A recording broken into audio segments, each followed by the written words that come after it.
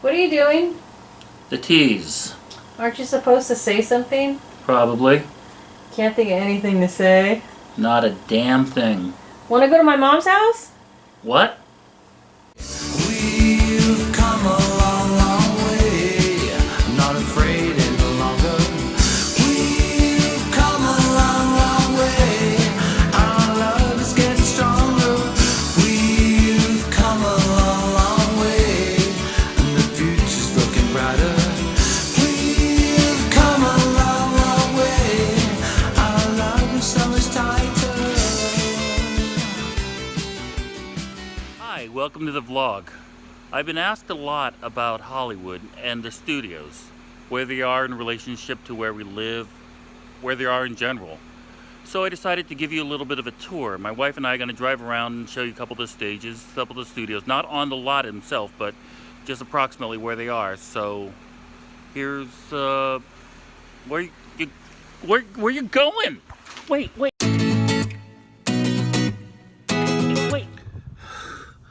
Okay, so I've been working in the studio system since 1944, 45, I don't remember.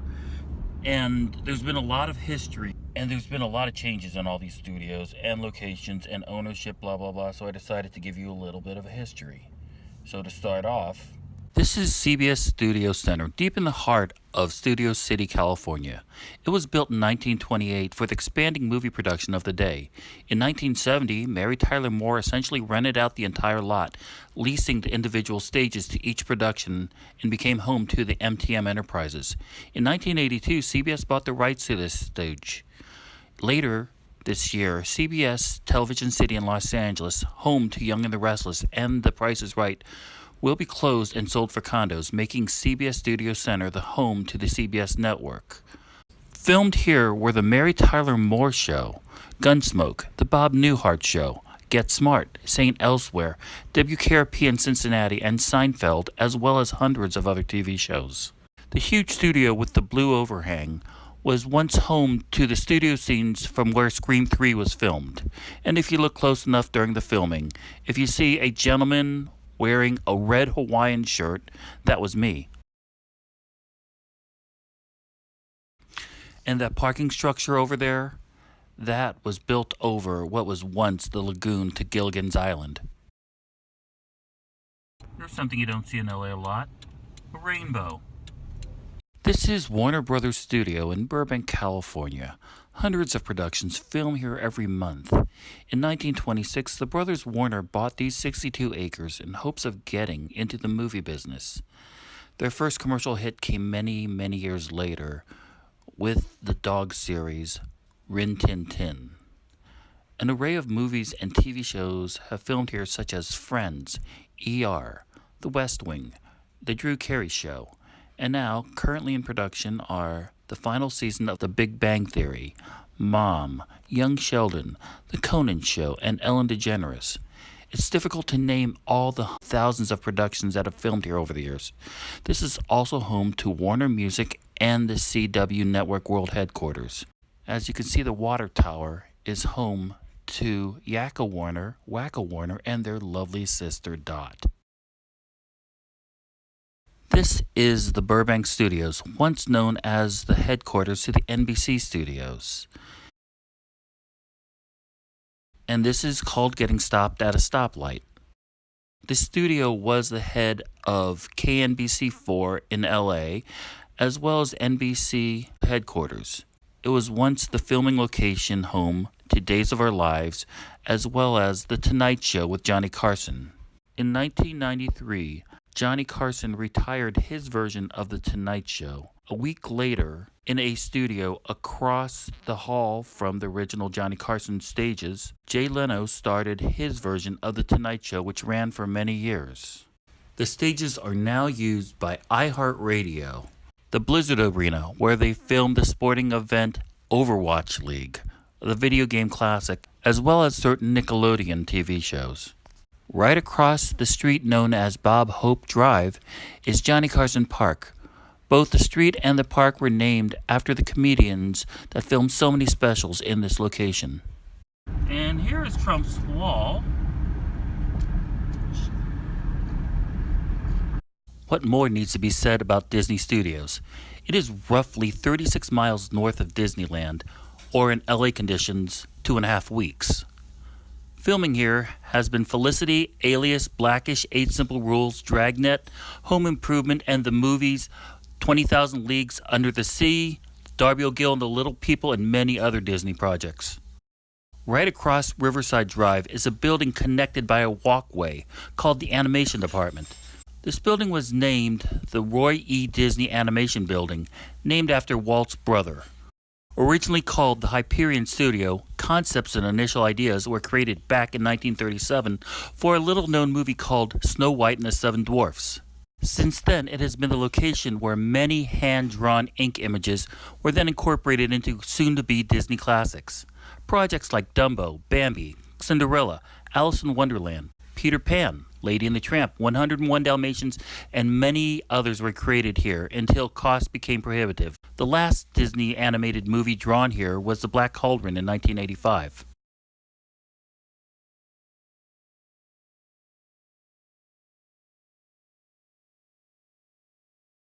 While working on his sitcom on stages 6 and 7, star John Ritter suffered a heart murmur and was rushed across the street to here, St. Joseph's Hospital, and passed away a short time later.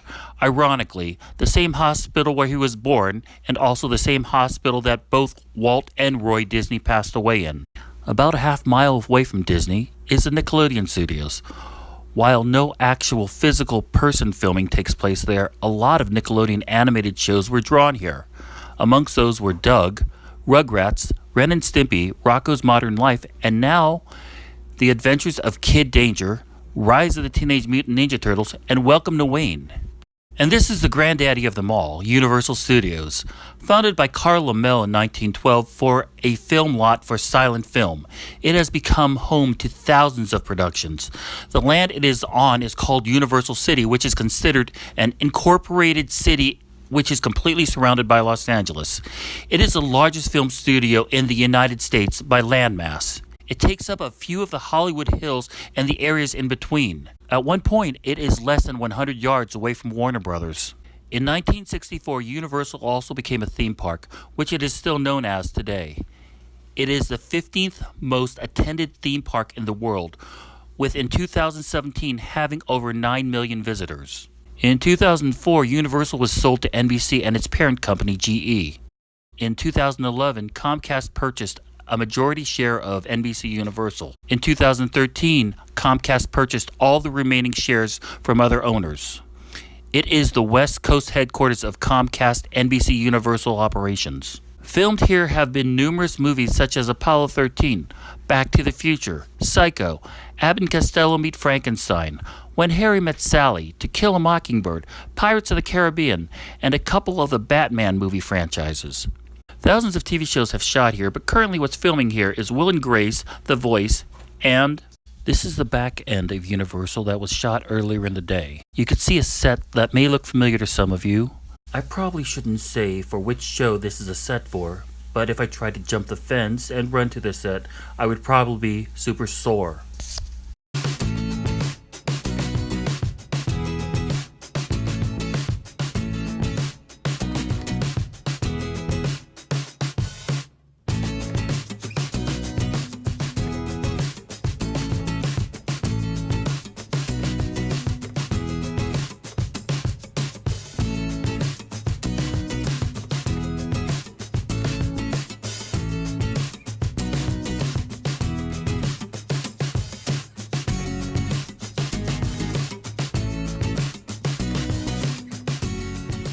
It's time to learn something. I had a question posed of me the other day by my friend Malcolm. He said, "Shirley, I need to know more about the acting unions. Can you please on your vlog talk about them?" I responded, 1. Brilliant question, let's talk about them. 2. My name is not Shirley, it's Kyle. 3. And most importantly, man, you talk a lot for an imaginary friend, so shut up. Now, before I start, let me say that every union I'm about to talk about are members of the AFL-CIO, which means they are officially recognized unions to the United States, and I have been a member of SAG-AFTRA. both SAG for over 20 years and AFTRA just barely under 20 years. And all the opinions I'm about to make are mine and mine alone. That being said, let's talk unions. Well, let's start off by me giving you a little bit of history about SAG-AFTRA. In 1925, a group of actors formed an organization called the Maskers Club. Their sole reason for being was to worry about the well-being and safety of the actor on set. Problems arose because of this lack of safety, and often there was an arbitrator between the actor and the producers from what would become the Academy of Motion Picture Arts and Sciences that would later become the people that put on the Oscars. There were actors groups and unions like Actors Equity, but none that really dealt with just movies. In 1933, the Screen Actors Guild was founded by 6 actors, all unknowns except for Boris Karloff, who later gained fame as Frankenstein's monster. But within the first 6 months, members were joining such as James Cagney, Groucho Marx, George Raft, and then the biggest name in Hollywood of the day, Spencer Tracy, joined the union. In 1937, AFRA was formed, the American Federation of Radio Artists. It covered announcers, news people, radio artists, singers, and commercial artists. No television, as it was not a wide medium then. But in 1952, AFRA became AFTRA with the addition of television, and it became the American Federation of Television and Radio Artists. Much like SAG, AFTRA's mission was to care about the safety and well-being of their on-screen talent. Except this new union would now represent game show hosts, soap opera actors, sportscasters, and many others that were underrepresented. You can join the Screen Actors Guild, you could join the American Federation of Television and Radio Artists, or you could join both. There was very little conflict between the two because certain productions were considered SAG only or AFTRA only, each with their own pay scale and rules of employment. Another group that had a different path to the union were the screen extras. The background actors, the extras, whatever you want to call them. In 1942, they formed the Screen Extras Guild. This was another sister union that was formed to worry about the welfare and well-being of the background actor. The background actor doesn't have any words to say. He just makes the scene more real. The number of extras that are SAG in Hollywood almost outnumber the number of regular actors. In 1992, 50 years after the creation of the Screen Extras Guild, the Screen Extras Guild was enveloped by the Screen Actors Guild, meaning Screen Extras' background finally had the same rights as a SAG actor, meaning they contribute to the pension and health plans. There's been talks of restarting the Screen Extras Guild again and having them form their own union. In 1995-ish and before, there was always a discussion about AFTRA and SAG becoming one union. In 2012, the Screen Actors Guild and the American Federation of Television and Radio Artists merged, forming SAG-AFTRA. Some of the famous SAG presidents in the past. In 1933 is Ralph Morgan. In 1942 to 44 was James Cagney. In 1947 to 52, and again in 1959 to 1960, was the actor Ronald Reagan. Ed Asner, Patty Duke. When I joined the SAG union, our union president was William Daniels. Not only was he Mr. Feeney on Boy Meets World, he was also the voice of Kit, the car from Knight Rider. And this year up for re-election, Gabrielle Carteris, who played Andrea on 90210. AFTRA, in turn, never had any mainstream name actors as president. Why do we have acting unions? It is not so much for the actor that appears in the movie and makes $20 million, or it's not so much for the actor that gets paid $250,000, $300,000 every week for a 22 episode season. It's for the little guys like me. I'm not a name actor. I can fall through the cracks at any time. Some productions will just choose to exploit me by making me work long hours and pay me minimal wages. That's what an acting union does. It makes sure that there's a minimum of how much I'm supposed to get paid and that I get paid. It's a little bit more than that. In 1947, a new term came out, blacklisting. It was based on the Red Scare, wondering if any of the Hollywood talent had communist ties. 10 members of the Screen Actors Guild were allegedly members of the Communist Party. They were forced to testify in front of a House committee called the Un-American Activities Investigation Committee. To show support for these actors, members of the Screen Actors Guild formed the Committee for the First Amendment. Members included Humphrey Bogart, Lauren Bacall, Danny Kaye, and Gene Kelly. They flew to Washington with this new group called the Hollywood 10. None of the Hollywood 10 were proven ever to have any communist ties whatsoever. However, the only union that supported the Hollywood 10 was Actors Equity, and SAG suffered a small slap in the face for not supporting their members. So did AFTRA. In 1997, the 50th anniversary of the blacklisting, SAG president Richard Mazer had this to say: "Only our sister union, Actors Equity Association, had the courage to stand behind its members and help them continue their creative lives in the theater. Unfortunately, there are no credits to restore, nor any other belated recognition that we can offer our members who are blacklisted. They could not work under assumed names or employ surrogates front for them. Any actor and his or her identity are inseparable. Screen Actors Guild participation in tonight's event must stand as our testament to all those who suffered that. In the future, we will strongly support our members and work with them to assure their rights as defined and guaranteed by the Bill of Rights." People ask why we need unions. Sometimes the negotiation between producers and talent have been a rocky road. In 1960, approximately 50 years after filmmaking came to Hollywood, actors organized a strike that was soon followed by the writers. Both were wanting percentage of the gross income of 67%. Actors also wanted contributions by producers to their pension and health. 1980 was probably the loudest actor strike in Hollywood. It told actors not to appear on any productions. The acting unions asked all of its members not to attend the Emmy Awards. Out of the 52 nominated actors and actresses, only one actor, Powers Booth, showed up to the ceremony to pick up his award. How do you join SAG? Well, the prerequisites for joining SAG are AFTRA. AFTRA was an open union, which means anybody could have joined as long as you had initiation fees. But SAG required you to work on a set for a certain amount of time with a union production. Since forming the SAG-AFTRA union, not only do you still need to perform for so many hours, but you also have a $3,000 initiation, and you have to pay $100 plus 1.575% up to $500,000 of your salary twice a year. So for myself, what can I get? Well, I could join a sister union, the American Guild of Variety Artists, Actors Equity. Is there a bad side about being a union actor? Besides the fees.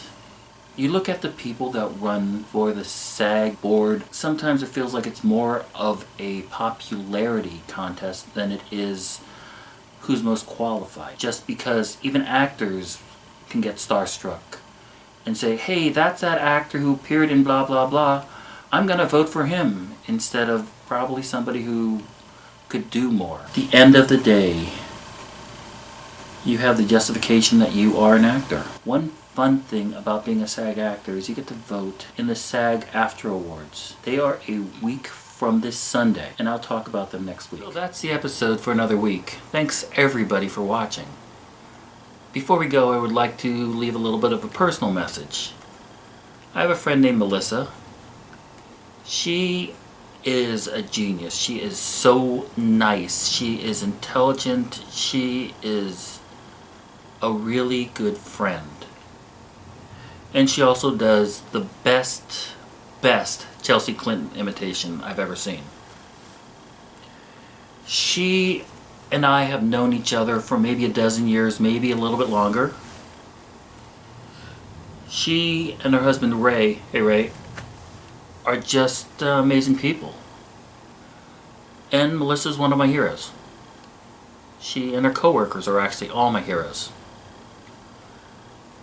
They are teachers in the Los Angeles School District. And as of a couple days ago, they are on strike. I just wanted to say that I hope you guys all of you teachers, get the recognition that you deserve, and that you all get what you're looking for from the strike. I know we can never pay you what you deserve, because then we bankrupt the city. But know that I stand beside you. So does my wife, so does everybody I know practically. And thank you just for teaching. It means a lot. All except Mrs. Jacobs in 3rd grade. You know my Wind in the Willows book report deserved more than a C. It was so much. So anyway, you can follow me on Instagram and Twitter at Kyle Isao. And you can email me, askkyle@gmail.com. And you could also subscribe down here and get each week's episode in your inbox or whatever it's called. But until then, I want a great change, Mrs. Jacobs. From Hollywood. That's a wrap.